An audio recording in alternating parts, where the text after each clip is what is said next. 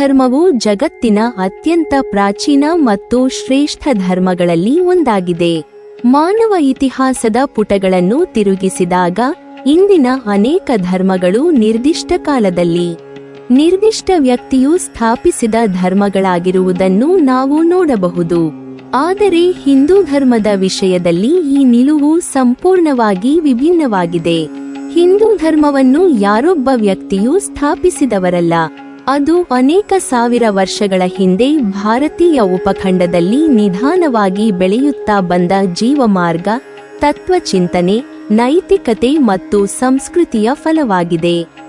ಈ ಕಾರಣದಿಂದ ಹಿಂದೂ ಧರ್ಮವು ಇತರ ಧರ್ಮಗಳಿಗಿಂತ ಶಾಶ್ವತ, ಶ್ರೇಷ್ಠ ಮತ್ತು ಸನಾತನವಾದ ಧರ್ಮವೆಂದು ಪರಿಗಣಿಸಲ್ಪಟ್ಟಿದೆ.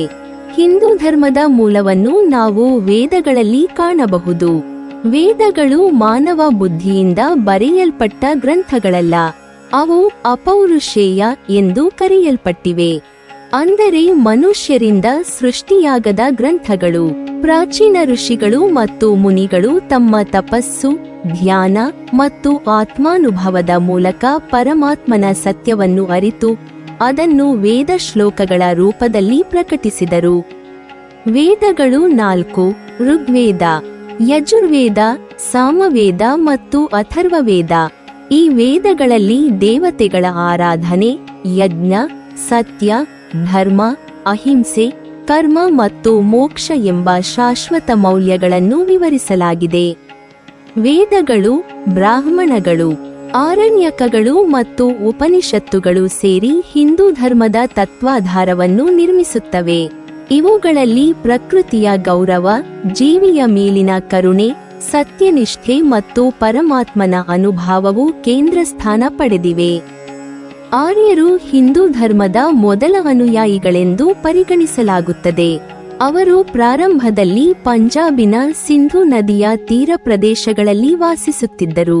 ಅವರ ಜೀವನದಲ್ಲಿ ಪ್ರಕೃತಿ ಆರಾಧನೆ, ಯಜ್ಞ, ನೈತಿಕತೆ ಮತ್ತು ಧರ್ಮನಿಷ್ಠೆ ಮುಖ್ಯವಾಗಿದ್ದವು. ಸೂರ್ಯ, ವಾಯು, ಅಗ್ನಿ, ಇಂದ್ರ, ವರುಣ ಮೊದಲಾದ ಪ್ರಕೃತಿ ದೇವತೆಗಳನ್ನು ಆರಾಧಿಸುವುದು ಅವರ ಜೀವನದ ಅಂಗವಾಗಿತ್ತು. ಆ ಕಾಲದಲ್ಲಿ ಧರ್ಮ ಎಂದರೆ ಕೇವಲ ಪೂಜೆಯಷ್ಟೇ ಅಲ್ಲ, ಅದು ನೈತಿಕ ಜೀವನದ ಮಾರ್ಗದರ್ಶಕವೂ ಆಗಿತ್ತು. ಆರ್ಯರು ನಿಷ್ಠೆಯಿಂದ, ಶ್ರದ್ಧೆಯಿಂದ ಮತ್ತು ಕೃತಜ್ಞತೆಯಿಂದ ಬದುಕಿದವರು. ಅವರ ಜೀವನ ಪದ್ಧತಿ, ಆಚಾರಗಳು ಮತ್ತು ಸಂಸ್ಕೃತಿ ಕಾಲಕ್ರಮೇಣ ಹಿಂದೂ ಧರ್ಮದ ಪ್ರಾರಂಭಿಕ ರೂಪವಾಗಿ ಬೆಳೆಯಿತು. ವೇದಗಳ ನಂತರ ಉಪನಿಷತ್ತುಗಳ ಕಾಲ ಬಂತು. ಈ ಕಾಲದಲ್ಲಿ ಧಾರ್ಮಿಕ ಚಿಂತನೆಗಳು ಆಳವಾದ ತತ್ವದ ದಾರಿಯನ್ನು ಹಿಡಿದವು. ಉಪನಿಷತ್ತುಗಳು ದೇವರ ತತ್ವವನ್ನು ಆತ್ಮಜ್ಞಾನ ಮತ್ತು ಮೋಕ್ಷದ ದೃಷ್ಟಿಯಿಂದ ವಿವರಿಸಿದವು. ಬ್ರಹ್ಮವೇ ಸತ್ಯ, ಜಗತ್ ಮಿಥ್ಯ, ಆತ್ಮನೋ ಬ್ರಹ್ಮೈವ ನಾಪರಃ ಎಂಬ ಉಪನಿಷತ್ತಿನ ಮಹಾವಾಕ್ಯಗಳು ಪರಮಾತ್ಮ ಮತ್ತು ಆತ್ಮ ಒಂದೇ ಎಂಬ ತತ್ವವನ್ನು ಸಾರುತ್ತವೆ. ಈ ಉಪನಿಷತ್ತುಗಳ ಮೂಲಕ ಹಿಂದೂ ಧರ್ಮವು ಕೇವಲ ಆಚರಣೆಗಳ ಧರ್ಮವಲ್ಲದೆ ಆತ್ಮಜ್ಞಾನವನ್ನು ಪಡೆಯುವ ಮಾರ್ಗವಾಗಿಯೂ ಬೆಳೆದಿತು. ಧರ್ಮವು ಬಾಹ್ಯ ವಿಧಿವಿಧಾನಗಳಷ್ಟೇ ಅಲ್ಲದೆ ಅಂತರಂಗದ ಶುದ್ಧತೆ ಮತ್ತು ನೈತಿಕತೆಯ ಪ್ರತೀಕವಾಗಬೇಕೆಂಬುದು ಈ ಕಾಲದ ಪ್ರಮುಖ ಸಂದೇಶವಾಗಿತ್ತು. ನಂತರ ಪುರಾಣಗಳ ಯುಗ ಬಂತು. ಈ ಕಾಲದಲ್ಲಿ ಧರ್ಮದ ತತ್ವಗಳು ಜನಜೀವನದ ಅಂತರಂಗಕ್ಕೆ ತಲುಪುವಂತೆ ರೂಪುಗೊಂಡವು. ರಾಮಾಯಣ ಮತ್ತು ಮಹಾಭಾರತದಂತಹ ಮಹಾಕಾವ್ಯಗಳು ಧರ್ಮದ ಆಚಾರ, ನೈತಿಕತೆ, ಕರ್ಮ ಮತ್ತು ಭಕ್ತಿಯ ಪ್ರಾಬಲ್ಯವನ್ನು ಸಾಮಾನ್ಯ ಜನರ ಮನಸ್ಸಿಗೆ ತಲುಪಿಸಿದವು. ರಾಮಾಯಣವು ರಾಮನ ಆದರ್ಶ ಜೀವನದ ಮೂಲಕ ಧರ್ಮನಿಷ್ಠೆ, ಸತ್ಯನಿಷ್ಠೆ ಮತ್ತು ಭಕ್ತಿಯ ಮಾರ್ಗವನ್ನು ಸಾರುತ್ತದೆ.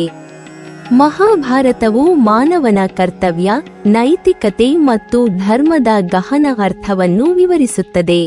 ಇವುಗಳ ಮೂಲಕ ಹಿಂದೂ ಧರ್ಮವು ಕೇವಲ ಪಂಡಿತರ ಧರ್ಮವಲ್ಲದೆ ಸಾಮಾನ್ಯ ಜನರ ಜೀವನದಲ್ಲಿಯೂ ಅಂತರ್ನಿವೇಶಿಸಿತು. ಪುರಾಣಗಳು ದೇವತೆಗಳ, ಅವತಾರಗಳ ಹಾಗೂ ಮಾನವ ಜೀವನದ ನೈತಿಕ ಪಾಠಗಳ ಮೂಲಕ ಧರ್ಮದ ಪ್ರಚಾರ ಮಾಡಿದ್ದವು. ಹಿಂದೂ ಧರ್ಮದ ತವರುಭೂಮಿ ಭಾರತ ದೇಶವೇ ಆಗಿದೆ. ಈ ಧರ್ಮದ ಉಗಮ, ವಿಕಾಸ ಮತ್ತು ವ್ಯಾಪ್ತಿ ಈ ಭೂಮಿಯಲ್ಲೇ ನಡೆದಿರುವುದರಿಂದ ಭಾರತವನ್ನು ಹಿಂದೂಸ್ಥಾನ ಎಂದು ಕರೆಯಲು ಆರಂಭವಾಯಿತು. ಪ್ರಾಚೀನ ಕಾಲದಲ್ಲಿ ಭಾರತದ ಪಂಜಾಬ್ ಭಾಗದಲ್ಲಿ ಹರಿಯುತ್ತಿದ್ದ ಸಿಂಧು ನದಿಯ ಹೆಸರಿನಿಂದ ಈ ಪ್ರದೇಶವನ್ನು ಸಿಂಧುಸ್ಥಾನ ಎಂದು ಕರೆಯಲಾಗುತ್ತಿತ್ತು. ಪರ್ಷಿಯನ್ ಭಾಷೆಯ ಉಚ್ಚಾರಣೆಯಲ್ಲಿ ಸಿಂಧು ಎಂಬ ಪದ ಹಿಂದೂ ಎಂದು ಪರಿವರ್ತಿತವಾಯಿತು. ಹೀಗೆ ಆ ನದಿ ತೀರದ ಜನರನ್ನು ಹಿಂದೂಗಳು ಎಂದು ಕರೆಯಲಾಗತೊಡಗಿದರು. ಅವರ ಧರ್ಮವನ್ನು ಹಿಂದೂ ಧರ್ಮ ಎಂದು ಪ್ರಸಿದ್ಧಿಯಾಯಿತು. ಈ ರೀತಿಯಾಗಿ ಆರ್ಯಾವರ್ತ ಎಂಬ ಪ್ರಾಚೀನ ಭೂಮಿಯ ಹೆಸರು ನಂತರದ ಕಾಲದಲ್ಲಿ ಹಿಂದೂಸ್ಥಾನ ಎಂಬ ನಾಮದಿಂದ ಪ್ರಸಿದ್ಧಿಯಾಯಿತು. ಹಿಂದೂ ಧರ್ಮವು ಕೇವಲ ಒಂದು ಧಾರ್ಮಿಕ ವ್ಯವಸ್ಥೆಯಲ್ಲ, ಅದು ಸಂಪೂರ್ಣ ಜೀವನ ಶೈಲಿ, ಅಂದರೆ ಧಾರ್ಮಿಕ, ಸಾಮಾಜಿಕ, ನೈತಿಕ ಮತ್ತು ಆತ್ಮಿಕ ಮೌಲ್ಯಗಳ ಸಮಗ್ರ ಸಂಗ್ರಹವಾಗಿದೆ. ಈ ಧರ್ಮವು ಮಾನವನ ಆಂತರಿಕ ಪ್ರಗತಿಯನ್ನು, ಬಾಹ್ಯ ಜೀವನದ ಸಮತೋಲನನ್ನು ಒಟ್ಟಾಗಿ ಕಾಯುತ್ತದೆ. ಸತ್ಯ, ಧರ್ಮ, ಕರ್ಮ, ಭಕ್ತಿ, ಅಹಿಂಸೆ, ಸಹಿಷ್ಣುತೆ ಮತ್ತು ಮೋಕ್ಷ ಎಂಬ ಮೌಲ್ಯಗಳು ಈ ಧರ್ಮದ ಹೃದಯವಾಗಿವೆ. ಕಾಲ ಬದಲಾಗುತ್ತಿದ್ದರೂ ಹಿಂದೂ ಧರ್ಮವು ತನ್ನ ಶಾಶ್ವತ ತತ್ವಗಳನ್ನು ಉಳಿಸಿಕೊಂಡಿದೆ. ವೇದ ಕಾಲದಿಂದ ಇಂದಿನ ಕಾಲದವರೆಗೂ ಅದು ಅನೇಕ ಪರಿವರ್ತನೆಗಳನ್ನು ಅನುಭವಿಸಿದರು. ಅದರ ಮೂಲತತ್ವಗಳಲ್ಲಿ ಯಾವುದೇ ಬದಲಾವಣೆ ಆಗಿಲ್ಲ. ಹಿಂದೂ ಧರ್ಮದ ಶಕ್ತಿ ಅದರ ಸಹಿಷ್ಣುತೆ ಮತ್ತು ವೈವಿಧ್ಯತೆಯಲ್ಲಿ ಇದೆ. ಇದು ವಿವಿಧ ಮತಪಂಥಗಳು, ದಾರ್ಶನಿಕ ದೃಷ್ಟಿಕೋನಗಳು ಮತ್ತು ಆಚಾರಗಳನ್ನು ಸ್ವೀಕರಿಸಿ ಎಲ್ಲರಿಗೂ ಸಮಾನ ಗೌರವ ನೀಡುತ್ತದೆ. ಈ ಧರ್ಮದಲ್ಲಿ ಅನೇಕ ಮಾರ್ಗಗಳು ಇದ್ದರೂ ಭಕ್ತಿ ಮಾರ್ಗ, ಕರ್ಮ ಮಾರ್ಗ, ಜ್ಞಾನ ಮಾರ್ಗ ಇವುಗಳೆಲ್ಲವೂ ಪರಮ ಸತ್ಯದ ಕಡೆಗೆ ದಾರಿದೀಪವಾಗಿವೆ. ಈ ವಿಶಾಲ ಮನೋಭಾವವೇ ಹಿಂದೂ ಧರ್ಮವನ್ನು ವಿಶ್ವಮಾನವತೆಯ ಧರ್ಮವನ್ನಾಗಿ ಮಾಡಿದೆ. ಹೀಗಾಗಿ ಹಿಂದೂ ಧರ್ಮದ ಉಗಮವು ಯಾವುದೇ ವ್ಯಕ್ತಿಯ ಕೃತಿಯಲ್ಲ, ಅದು ಅನೇಕ ಪೀಳಿಗೆಯ ಋಷಿಗಳ ಆತ್ಮಾನುಭವ, ತಪಸ್ಸು ಮತ್ತು ಜ್ಞಾನದಿಂದ ಬೆಳೆಯುವ ದೀರ್ಘ ಪ್ರಕ್ರಿಯೆಯಾಗಿದೆ. ಈ ಕಾರಣದಿಂದ ಹಿಂದೂ ಧರ್ಮವನ್ನು ಅಪೌರುಷೇಯ ಧರ್ಮ ಎಂದು ಕರೆಯಲಾಗುತ್ತದೆ, ಅಂದರೆ ಮನುಷ್ಯರಿಂದ ಸೃಷ್ಟಿಯಾಗದ ಶಾಶ್ವತ ಧರ್ಮ.